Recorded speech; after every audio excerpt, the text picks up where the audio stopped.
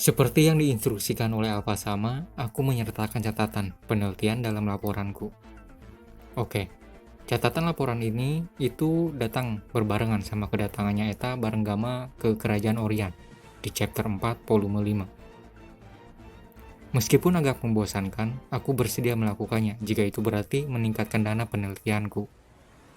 Satu hal yang pasti, gua itu sedikit penasaran sama jumlah dana penelitian yang dikasih Shadow Garden kepada Eta buat penelitian yang dilakuin. Toh, itu juga buat Shadow Garden juga. Memang itu bukan sesuatu yang terlalu penting buat diketahui pembaca, tapi menarik aja gitu. Berapa dana yang digelontorkan buat penelitian Eta setiap bulannya. Jadi kita bisa menebak-nebak apa aja yang bisa dilakukan Eta per bulannya dan berapa penghasilan Mitsugoshi. Gue juga penasaran, apakah anggota Shadow Garden digaji atau minimal dikasih uang jajan gitu, per bulannya atau per minggunya. Dengan jumlah anggota yang mencapai 600-an lebih, coba bayangin berapa nasi bungkus yang perlu disediain Shadow Garden buat dan buat memobilisasi mereka semua. Jelas aja Cid nggak peduli tentang hal-hal remeh seperti itu, terlebih sejak awal kita udah tahu. Sebenarnya Cid merasa cukup cuma Cid dan Alpha aja yang bermain sebagai penguasa bayangan. Tapi jumlah anggotanya malah membludak, karena itu gue rasa nggak ada salahnya Gama dan yang lain memonetisasi pengetahuannya Cid. Kemarin aku tidur selama 12 jam dan menghabiskan 1 jam untuk penelitian dan 1 jam lagi untuk pekerjaan lain. Itu pada dasarnya untuk hari itu. Ya, bisa dikatakan kegiatan Eta rata-rata buat rebahan. Gue penasaran kenapa Eta memiliki kepribadian kayak gini.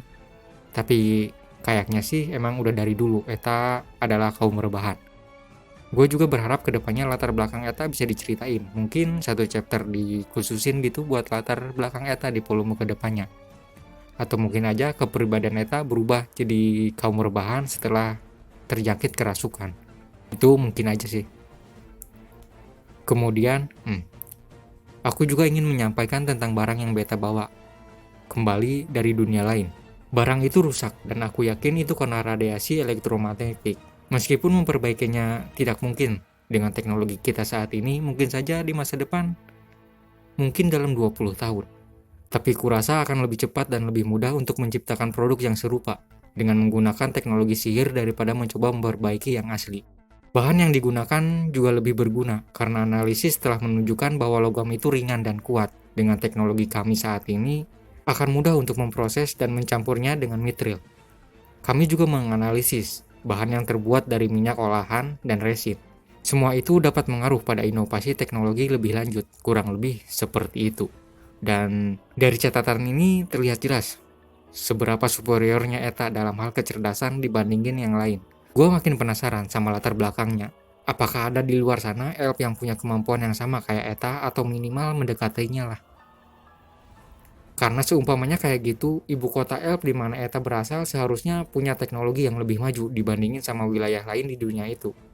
Tentu aja pengaruh Cid jelas cukup besar di jalan pikirannya Eta lewat kesalahpahaman. Aku juga ingin menceritakan tentang makhluk hidup lain yang dibawa Eta bersamanya. Struktur tubuhnya lebih mirip dengan manusia daripada elf atau miskin. Dan dia memiliki kekuatan sihir. Tapi sirkuit sihirnya kurang berkembang. Hanya mirip, tapi tidak sama dengan bentuk kehidupan lain. Ini cukup menarik. Beta menghentikanku untuk membedahnya. Yang kusesali sebab aku bisa melakukannya tanpa membunuhnya.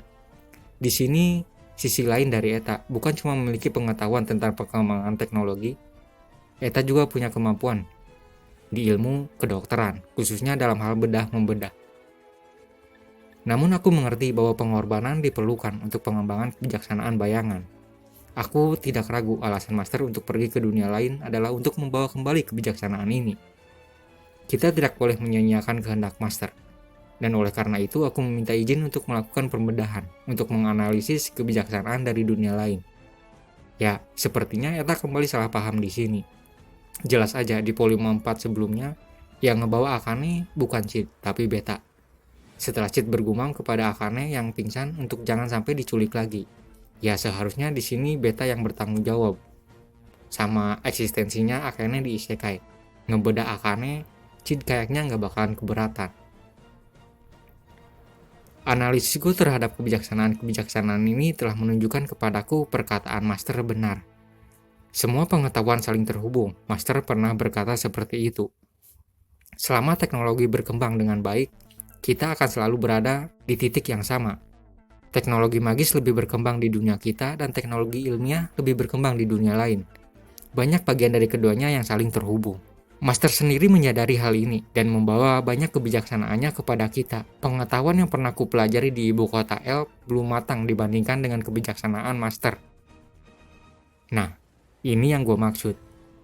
Gue berharap ada arc yang menceritakan pengaruhnya Shadow Garden juga sampai ke ibu kota Elf. Karena bakal menarik sekaligus buat ngasih gambaran masa lalunya Eta dan kehidupan para elf yang lain. Terlebih, kita semua tahu kebanyakan anggota Shadow Garden adalah elf. Dengan kasus kerasukan iblis lebih cepat berkembang di tubuh para elf yang punya harapan hidup yang lebih tinggi. Setelah itu miskin dan manusia. Karena itu sangat jarang anggota Shadow Garden dari kalangan manusia. Yang kita tahu salah satunya cuma Sinu. Apa yang sebenarnya terkandung di dalam kepala Master? Itulah misteri terbesar saat ini. Aku ingin membedahnya. Tapi aku tidak bisa. Obat itu tidak berhasil pada Master. Bahkan ketika aku mencampurkan ramuan pembunuh naga ke dalam kopinya, dia berkata, ini adalah kepahitan yang mulia. Dia pasti sadar kalau aku telah mencampurkan obat mujarab itu. Beta begitu lemah dan rentan, hingga dia menangis dan melepaskan pakaiannya ketika aku mencampurkan sedikit obat pada tubuhnya. Mustahil menyerangnya saat tidur, bahkan serangan mendadak pun tidak ada gunanya. Master tidak memiliki celah sedikit pun. Bahkan lebih mustahil untuk menyerangnya secara langsung. Mengecewakan, tapi suatu hari nanti pasti. Ini salah satu sisi gelap dari Eta. Eta sedikit psikopat. Seperti yang Cid katakan, Eta rela mengorbankan apapun untuk hal yang ia cintai. Salah satunya adalah penelitian. Dan Eta juga siap mengorbankan Cid jika perlu. Sedikit sadis, tapi itulah Eta. Tapi karena di catatan ini Eta juga berniat menjadikan Cid sebagai bahan eksperimen, gue yakin Alpha bakal ngurangin dana penelitiannya Eta. Dia baru saja melaporkannya kembali padaku. Rencananya berhasil, ya apapun itu tidak masalah selama aku bebas melakukan penelitianku. Ya, bagian ini sedikit ambigu. Yang jelas yang dimaksud dia baru saja melaporkannya kembali kepadaku, jelas bukan Cid. Kenapa juga Cid harus repot-repot ngelapor ke Eta? Toh Cid biasanya melakukan hal yang disukai sendiri dan gak perlu melaporkan apapun ke bawahannya. Mungkin anggota lain. Dan bisa jadi itu adalah laporan dari Zeta yang berniat untuk membangkitkan kembali iblis Diabolos untuk membuat Cid hidup abadi. Cuma itu aja yang ada di kepala gua. Kalau ini benar, beberapa teori yang tersebar tentang keterlibatan Eta di rencananya Zeta yang pengen ngebuat Cid hidup abadi sedikit lebih jelas. Atau mungkin cuma kesalahan penafsiran aja. Master akan tinggal di Midgard untuk sementara waktu, jadi aku tidak akan bertemu dengannya untuk sementara waktu. Aku ingin mendiskusikan kebijaksanaan bayangan dengannya. Aku ingin tahu apa yang akan dilakukannya di sana. Apa dia akan bekerja untuk membersihkan kerajaan Midgard daripada penguasa dan kesatria yang korup? Ya, yang jelas, Cid orangnya sibuk banget. Sebagai autor berkedok karakter sampingan, hal-hal remeh seperti itu perlu ditangani. Dan diberesin oleh Yang Mulia Kanjeng Paduka Lord Shadow sama. Sekarang, bagaimana Master berniat untuk melangkah maju? Apakah ini akan menjadi kesempatan bagi kerajaan Midgard untuk melepaskan diri dari cengkeraman Kultus? Ataukah dia berniat untuk menghancurkan dan membangun kembali segalanya? Keduanya terdengar merepotkan. Tapi Master baik hati, kalau itu aku pasti merepotkan, layaknya membersihkan lahan. Aku mulai lelah menulis. Ya, jika aku menulis sebanyak ini, aku yakin Alpha sama akan meningkatkan dana penelitianku juga. Aku mau tidur. Dan itu adalah akhir dari catatan laporan Eta. Yang jelas, kita semua tahu. Pasti dananya nggak bakal ditambah, dan bahkan nggak bakal dikasih buat beberapa bulan ke depan. Toh Eta malah nyeritain yang punya rencana pengen ngebedah kepalanya Cid. Jelas apa nggak bakal terima lah. Ngasih obat ke Beta aja, dananya dikurangin, dibahas di chapter 4 volume 5 ini. Apalagi sampai punya niat buat jadiin Cid sebagai kelinci percobaan penelitiannya Eta. Otomatis langsung di stop dananya kemungkinan. Oke, banyak hal yang menarik di catatan Eta ini. Pertama, kepribadian Eta lebih diperjelas di catatan ini. Eta orangnya kaum rebahan, tapi punya kepintaran yang sangat tinggi untuk membuat banyak penemuan dan barang-barang yang punya teknologi tinggi untuk kepentingan Shadow Garden.